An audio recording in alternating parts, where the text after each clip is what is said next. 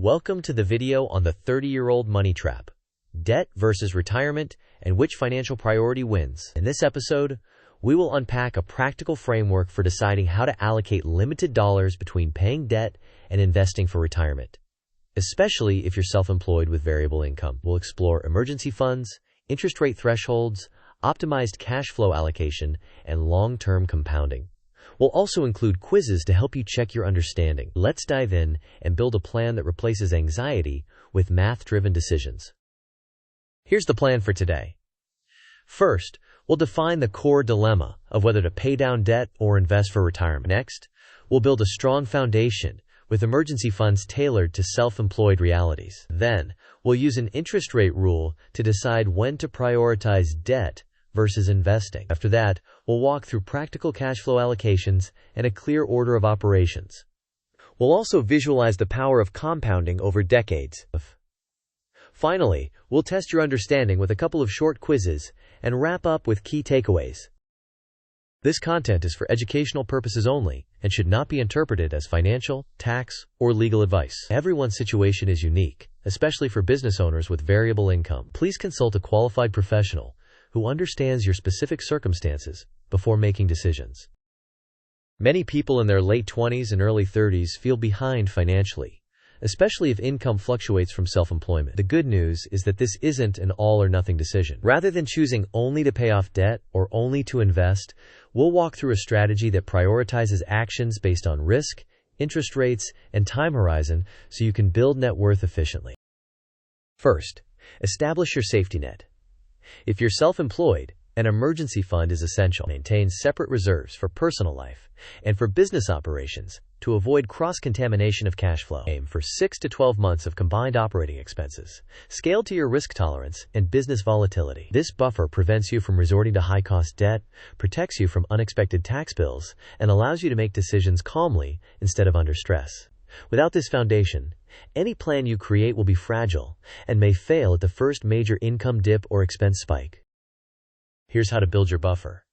First, list your personal and business essentials so you know your true monthly burn. Next, set a starter goal of 1 to 3 months of expenses and build that quickly. Automate transfers weekly so savings is not optional. Keep the funds in a high-yield savings account or short-duration treasuries for safety and liquidity. If you need to draw from the fund, rebuild it immediately afterward to restore your safety margin.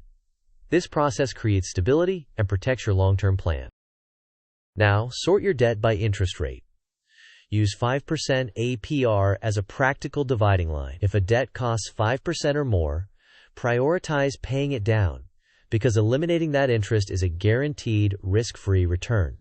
With today's market uncertainty, that guaranteed return often beats expected portfolio returns on a risk-adjusted basis. If a debt is very low interest or zero, such as a family loan, keep making minimum payments and redirect surplus cash into tax-advantaged retirement accounts. This approach increases your net worth faster over the long run by capturing compounding you can't recoup later. Reassess annually because interest rates and opportunities change. Here are example categories. Credit cards typically carry very high rates, so they should be attacked as soon as possible. Private student loans, around 6 to 9%, also lean toward aggressive payoff. Federal student loan rates vary by cohort and year, but many are in the mid-single digits, often implying payoff priority. Auto loans near 2 to 5% are borderline and may depend on your investing opportunities and risk tolerance. Family loans that are 0 to 2% are cheap capital, so maintain minimums and invest. Small business term loans in the mid to high single digits often justify payoff focus. Your actual rates may differ, so verify your terms. Here's an example allocation for someone with variable income. Essentials like rent, utilities, and food come first. Next, direct a significant portion toward high-interest debt to eliminate guaranteed losses. Simultaneously, allocate a consistent amount to retirement accounts to harness early compounding, even if modest. Maintain a dedicated business reserve to smooth cash flow. Lastly, keep a small discretionary bucket to reduce burnout and sustain the plan long-term. Adjust percentages to your situation, but always protect essentials and capture tax-advantaged investing early. Let's compare approaches.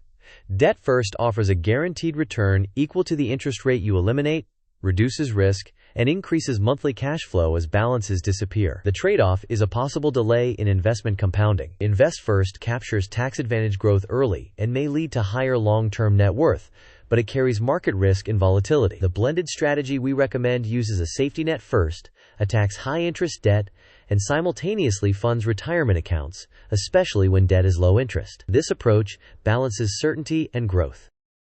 Quiz time.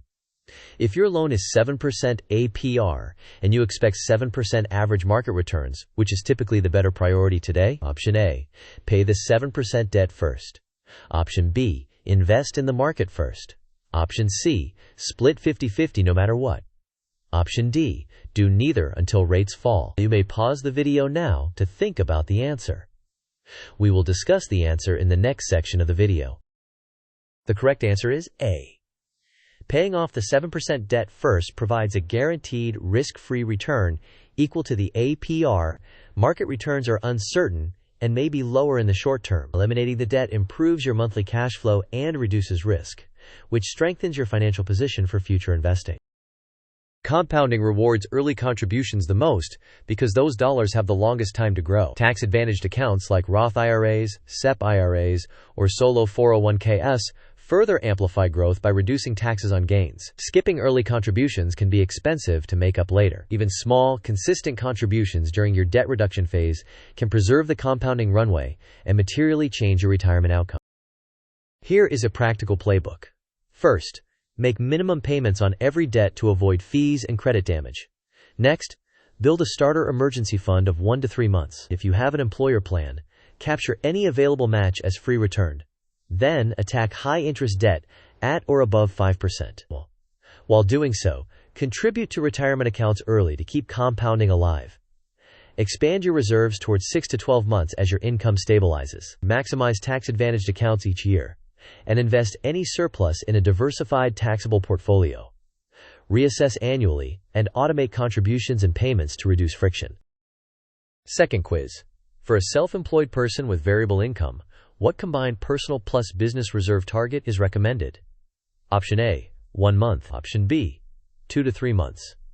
Option C, 6 to 12 months. Option D, no reserve if you have credit access. You may pause the video now to think about the answer. We will discuss the answer in the next section of the video. The correct answer is C. For self-employed individuals with variable income, a combined reserve of 6 to 12 months helps prevent debt spirals, forced selling, or missing tax obligations.